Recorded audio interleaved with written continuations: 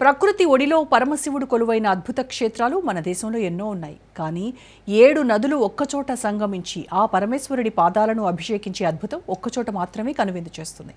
ఏడాదిలో 8 నెలల పాటు జల సమాధిలో ఉండి కేవలం 4 నెలలు మాత్రమే భక్తులకు దర్శనమిస్తోంది ఆ వింత క్షేత్రం. పాండవుల వనవాస కాలం నాటి చరిత్ర, భీముడు ప్రతిష్ఠించిన వేప మొద్దులింగం, గాయత్రీదేవి పాదముద్రలు, ఇలా ఎన్నో ఆధ్యాత్మిక రహస్యాలకు, చారిత్రక కట్టడాలకు ఈ క్షేత్రం నిలయం.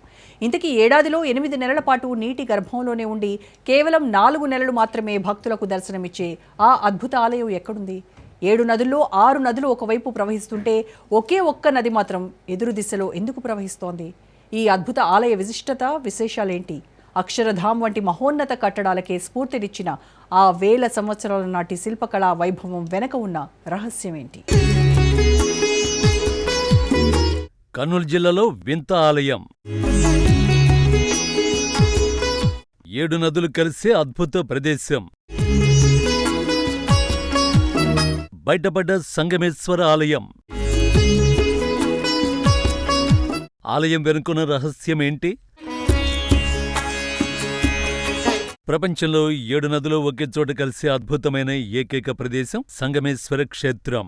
ఈ 7 నదులు తుంగ, భద్ర, కృష్ణ, వేణి, భీమ, మలాపహారిణి, భవనాసి నదులు పరమశివుడు భ్రమరాంబికాదేవి కొలువైన శ్రీశైల పుణ్యక్షేత్రాన్ని తాకుతూ వెళ్లి చివరకు సముద్రంలో కలుస్తాయి. ఈ నదుల్లో భవనాసి నది మాత్రమే పురుష నది, మిగిలినవన్నీ స్త్రీ నదులు. భవనాసి నది తూర్పు నుంచి పశ్చిమానికి ప్రవహిస్తే మిగిలిన నదులన్నీ పశ్చిమ దిక్కు నుంచి తూర్పు వైపు ప్రవహిస్తాయి. ఈ నదులన్నీ కలిసి జ్యోతిర్లింగం అష్టాదశ శక్తిపీఠం పుణ్యక్షేత్రమైన శ్రీశైలమును తాకుతూ ముందుకు సాగుతాయి. చివరికి సముద్రంలో కలిసిపోతాయి. అంతేకాదు ఈ సంగమేశ్వర క్షేత్రానికి ఉన్న మరో విశేషం ఏంటంటే ఇక్కడ ఉన్న ఆలయం సంవత్సరంలో భక్తులకి 4 నెలలు మాత్రమే దర్శన భాగ్యం కలిగిస్తుంది. సంగమేశ్వర దేవాలయం కర్నూలు జిల్లాలోని ప్రసిద్ధ శైవాలయం. జిల్లాలోని ఆత్మకూరు పట్టణానికి సుమారు 20 కిలోమీటర్ల దూరంలో కృష్ణానదిలో సంగమేశ్వర ఆలయం ఉంది. వేల సంవత్సరాల చరిత్ర ఉన్న పవిత్ర స్థలం. ఎందరో మునుల తపస్సుకు ఆశ్రయమిచ్చిన ప్రాంతం.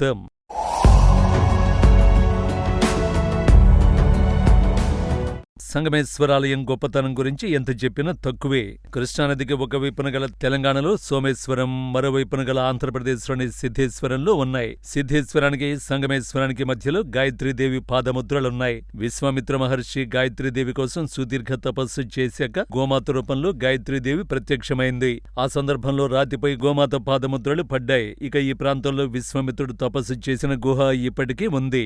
సప్తనదులు సంగమించే ప్రదేశంలో ఉన్న సంగమేశ్వరాలయంలో ఉన్న శివలింగం విశిష్టమైనదే కాదు, చాలా ప్రత్యేకమైనది కూడా. పూర్వం ఈ ప్రాంతంలో దక్షయజ్ఞం జరిగిందని, ఆ సమయంలో దక్షుడు సతీదేవిని అవమానించడంతో ఆమె యజ్ఞవాటికలో పడి మరణించిందని స్థల పురాణం చెబుతోంది. సతీదేవి శరీర నివృత్తి జరిగిన ప్రాంతం కాబట్టి నివృత్తి సంగమేశ్వరాలయంగా ఇది ప్రసిద్ధికెక్కింది. పాండవుల వనవాసం సమయంలో ధర్మరాజు ఇక్కడ శివలింగాన్ని ప్రతిష్ఠించాలని నిర్ణయించాడు. ఆయన ఆదేశంతో శివలింగం తీసుకురావడానికి కాశీకి వెళ్లిన భీముడు ప్రతిష్ఠ సమయానికి రాలేదు. అమృత ఘడియలు దాటిపోతున్నాయని అక్కడే ఉన్న వేప చెట్టును నరికి శివలింగంగా మార్చి ప్రతిష్ఠించి పూజలు చేశాడు. దీంతో ఆగ్రహం చెందిన భీముడు తాను తెచ్చిన శివలింగాన్ని నదిలో విసిరేశాడు. భీముడిని శాంతింపజేయడానికి అతను తెచ్చిన శివలింగాన్ని నదీ తీరంలోనే ప్రతిష్ఠించి భీమలింగంగా దానికి పేరు పెట్టారు. అయితే భీముని ఆగ్రహానికి అర్థం ఉందని సముదాయించిన ధర్మరాజు మొదట భీమలింగానికి పూజలు చేయాలని చెప్పాడు.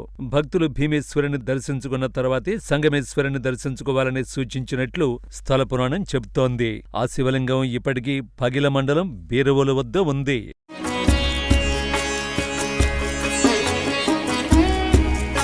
మరో కథనం ప్రకారం దక్షిణాపథంలో శాతవాహనుల తర్వాత వర్ధిల్లిన మొదటి రాజ్యం బాదామి చాళుక్యులది.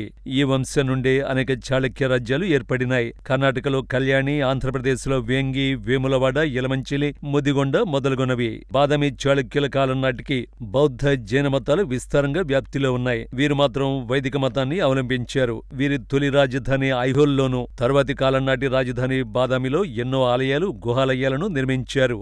వీటిలో కొన్ని బౌద్ధ, జైన ధర్మాలకు సంబంధించినవి ఉన్నాయి. వీరు కృష్ణానది ఉపనది మలప్రభా నది ఉత్తరవాహినిగా ఉన్న పట్టాడకల్లో పట్టాభిషేకాలు జరుపుకునేవారు. అక్కడ పాపనాథ, గులగనాథ, సంగమేశ్వర మొదలైన ఆలయాలను నిర్మించారు. వీరికి పల్లవులతో నిరంతర యుద్ధాలు జరిగేవి. విజయానికి గుర్తుగా వారి రాజధాని కంచిలోని కైలాసనాథ ఆలయాన్ని పోలిన ఆలయాన్ని చాళుక్యరాజులు పట్టాడకల్లో నిర్మించారు. వీరి రాజ్యంలో మలప్రభ కృష్ణంతో సంగమించే కూడలిలో సంగమేశ్వరాలయాన్ని నిర్మించారు. ఇక్కడే కొన్ని శతాబ్దాల తర్వాత తొలి కన్నడ కవి, సంస్కర్త, వీరశైవ మత స్థాపకుడు బసవన్న సమాధి అయ్యాడు. రాజ్య విస్తరణలో భాగంగా చాళుక్యులు మొలకసీమ లేక ఏరువసీమ లేక రెండేరుల నడిమి సీమగా పిలువబడే ప్రస్తుత మహబూబ్నగర్, కర్నూలు జిల్లాల్లోని భూభాగాన్ని తమ ఏలుబడి కిందకు తెచ్చుకున్నారు. ఈ సీమలో తుంగభద్రా నది కృష్ణతో కలిసే కూడలి లేక కూడవల్లిలో తాము పట్టాడకల్లో నిర్మించిన ఆలయాలను నమూనాగా తీసుకుని శివాలయాలకు మరింత కొత్త శోభగలను రంగరించి నిర్మించారు.